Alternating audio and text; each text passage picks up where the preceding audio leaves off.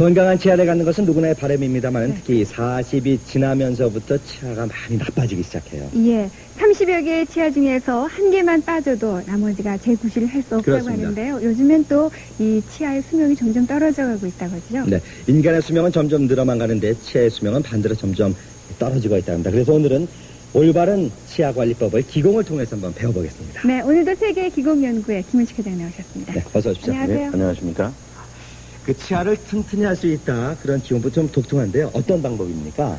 네, 우리가 치아라고 하는 것은 오복 중에 아주 중요한 것이 하나입니다. 네. 이러한 치아에 우리가 얼굴이나 다른 피부 또는 손발과 같이 신경을 쓰지 아니하고 그냥 막연히 하루에 3번 이빨 닦는 것으로 우리는 그렇게 치아를 생각하는데, 우리는 치아를 건강하게 만들기 위해서는 기를 그곳에 모아야 된다고 하는 것입니다. 네. 네, 그 방법 중에 우선 맨 처음에 할 것이, 우리가 이 치아 모형을 가지고 왔는데, 우리가 치아를 손을, 잇몸과 치아에 손을 갖다 댄다라고 하는 것은 사랑이 가는 것이기 때문에, 곧 기가 가는 것이라서 혈액순환이 잘 되기 때문에 이렇게 대단히 좋습니다. 네. 자, 그래서 먼저 아치 안마공이라고 하는 것이 있는데, 이것은 먼저 손끝을 마주대고 이렇게 10번 내지 15번 정도 두들깁니다. 그러면 손끝에 모두 기가 모여 있게 되지요.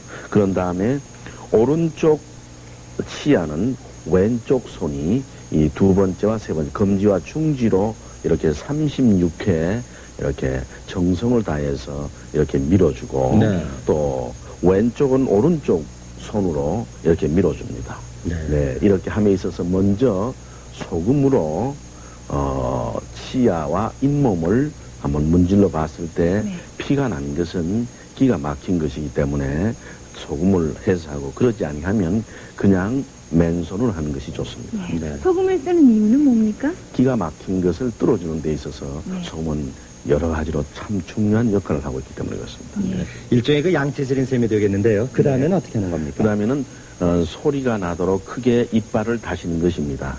이렇게 함으로써 뇌에 많은 그 기를, 그리고 뇌세포를 열어주는 역할을 하기 때문에 자기 나이만큼 크게 이빨을 다시도록 해야 됩니다. 큰 소리가 나도록 이렇게 하는 것입니다. 매일 해야 되는 건가요? 시간 날 때마다 여러 번 하는 것이 좋습니다. 그렇군요.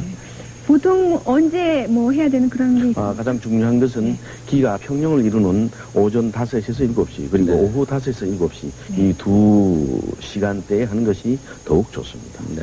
이 아치 안마공은 이제 이를 서로 두드리는, 서로 이렇게 소리를 내게 하는 그런 기공법이고, 또 다른 방법은 무엇이 있을까요? 예, 또 다른 방법은 우리가 음식을 먹을 때 손을 여기 대보면 움직이는 곳이 있습니다. 이곳이 치아와 절대적으로 중요한 기가 연결되는 곳이기 때문에 이곳으로 오른쪽으로 64회, 왼쪽으로 64회 이렇게 돌리면서 여기 기가 이곳을 통해서 치아로 들어간다라고 생각하는 것이 대단히 중요합니다.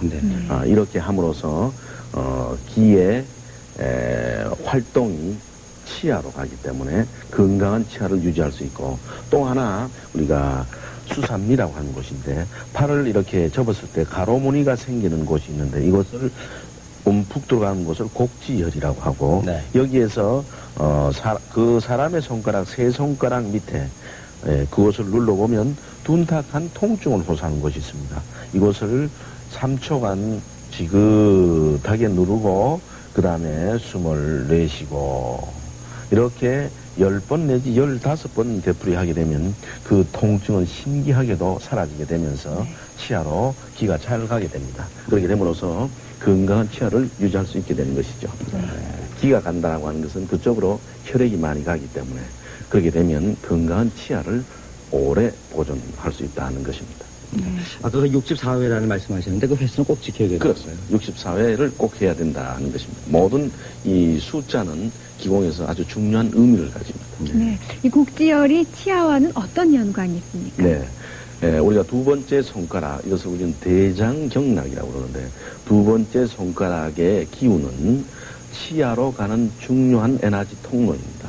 따라서 이곳이 막히면 건강한 치아를 보존할 수 없게 되는 것이죠.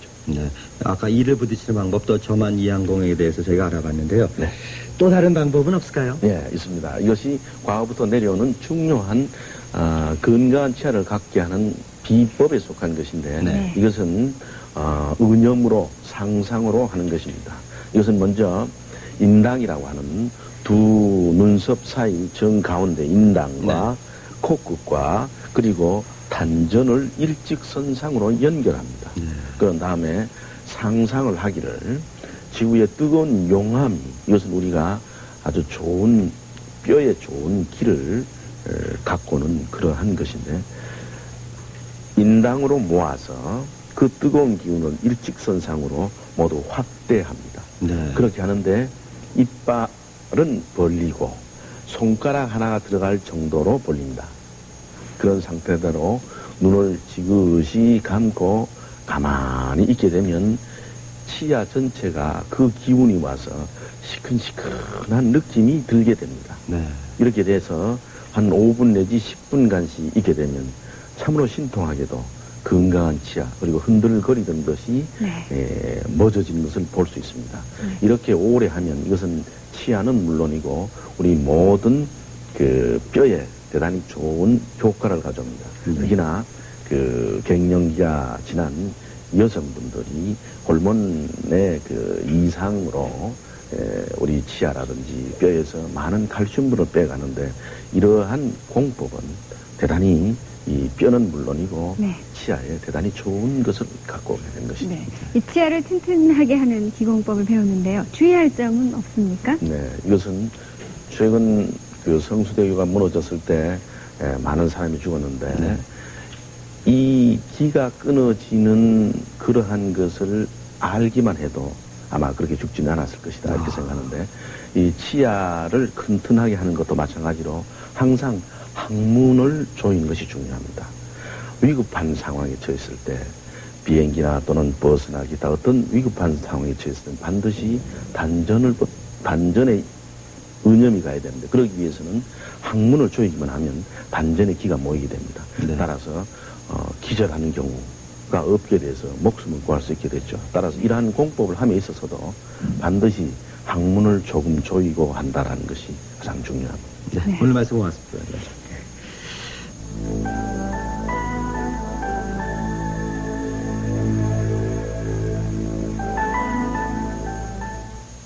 요즘 일교차가 심하기 때문에 우리 주변에 감기 환자가 참 많은데 말이죠. 네. 이 감기 걸렸다면 제일 먼저 코에 이상이 옵니다. 예, 코가 심하게 막히거나 네. 또 감기가 심해지면 콧물이 줄줄 흘러서 아주 네. 고약스럽습니다. 이 콧물이 흐르다 보면 말이죠. 축농증이 많이 생기는데 이 환절기 때마다 이 축농증 환자가 많다고 해서 오늘 길을 통해서 축농증을 고쳐보는 시간을 마련하겠습니다. 네, 세계 기공연구의 김은식 회장 나오셨습니다. 어서 오시죠. 안녕하세요. 안녕하십니까? 우리가 흔히 그 코하면 이제 냄새 맡는 기관 아니겠습니까? 네, 이 그렇습니다. 외에 또 어떤 역할을 합니까? 우리가 아주 더운 날씨에는 입으로 숨을 쉴 수 없지요. 네. 그리고 또 아주 추운 겨울에도 역시 입으로는 숨을 쉴 수 없습니다. 이것으로 봐서 우리 코는 더울 때 또 추울 때 이것을 적당히 조절하는 역할을 하는데 실제로 우리 코에는 8개의 구멍이 있습니다. 네. 이 구멍에서 아주 하루에 한 1리터 정도의 수분을 배출해서 공기를 데워주고 식혀주는 역할을 하는데 보통 한 13,500리터의 공기, 보통 조그만 방 하나 크기의 공기를 정화시키는 역할을 합니다. 네. 또 우리 폐는 한 30도 정도의 온도와 습도는 한 80% 정도의 습도를 요구하기 때문에 이런 역할을 하는 이 코가 제 기능을 하지 못하면 또 적당히 균을 제거하지 못하면 네. 우리는 이 부비강이라고 하는 8개 구멍에 염증이 생기게 되지요. 이러한 염증은 뇌에 많은 작용을 하고 두통과 더 나아가서는 학생들이 공부하는데 학습력이 떨어지는데 대단히 중요합니다. 네. 그래서 코의 역할은 아무리 강조해도 지나치지 않는다. 그렇군요. 예. 네. 그러니까 우리 몸의 바깥 공기와 안의 공기가 만나는 부분이라서 예민하다는 그런 말씀. 그렇습니다. 네. 그런데 말이죠. 저희가 이 콧구멍이 2개인데요. 네. 혹시 역할이 다를까요? 예, 전혀 다릅니다. 많은 그렇습니까? 사람들은 네. 우리 몸에 2개씩 있는 코나 귀나 눈이 모두 똑같은 역할을 한다고 생각하는데 전혀 하는 일이 다릅니다. 우선 우리가 목욕탕에 가보고 이를 느낄 수 있는데 아주 더운 물에 있다가 추운 냉탕에 들어가면 항상 왼쪽 코가 막히게 됩니다. 그래서 얼마 있다 보면 왼쪽 코가 다시 뚫리게 되고 네. 또 찬물에 있다가 더운 곳에 가면 항상 오른쪽 코가 막히는 것을 볼 수 있습니다. 여기에서 왼쪽, 오른쪽 하는 일이 다르다는 걸 알 수 있는데 실제로 왼쪽에 있는 것은 천기, 양기를 흡수하는 그러한 기관이고 네. 오른쪽 코는 음기, 땅의 지기를 흡수하는 그러한 기관입니다. 그래서 우리는 두 음기와 양기를 흡수하는 두 기관이라는 것을 명심하시고 우리가 플러스 전기와 마이너스 전기가 있어야 되듯이 이 두 개의 기가 공이 있어야 됩니다. 그래서 우리가 실제로 왼쪽 코를 막고 지내보면 며칠이 안 돼서 온몸이 열이 나고 입술이 부르트고 충혈되고 이런 것을 볼 수 있습니다. 반대로 오른쪽 코를 막고 생활해보면 온몸이 아주 얼음같이 차지고 사람이 굉장히 냉정해지고 급지 않은 설사를 것을 볼 수 있습니다. 여기에서 각각 코가 하는 일이 전혀 다르다는 것을 알아보야 돼요. 그러니까 어느 한쪽 코가 막혀도 뚫어줘야겠군요. 그렇습니다. 아주 대단히 중요하지요. 네. 그래서 그것이 기공으로 이제 가능하다는 그렇습니다. 말씀이죠? 어떻게 하느냐면 우선 그렇게 많이 막히지 않았을 경우에는 왼쪽 코는 양기이기 때문에 이것은 양성 모음을 하면은 쉽게 뚫립니다. 즉 아와 오를 양성 모음이라 하지 않습니까? 그래서 네.